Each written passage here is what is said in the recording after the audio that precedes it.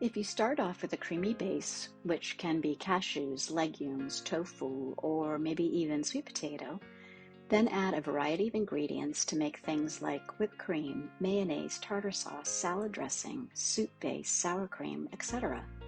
All of the details are on the vlearningcommunity.org website. I'm going to follow the recipe that's out there, so I'm going to add 6 ounces of cashews.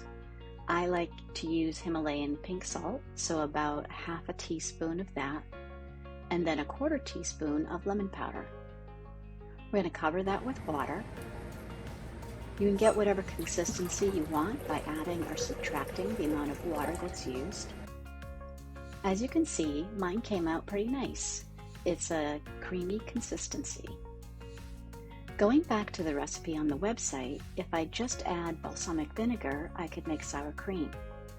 Going down the row, if I added mustard, onion, and garlic, I could make mayonnaise.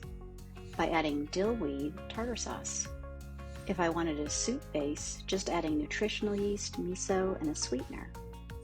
Then maybe some vegetables like mushrooms.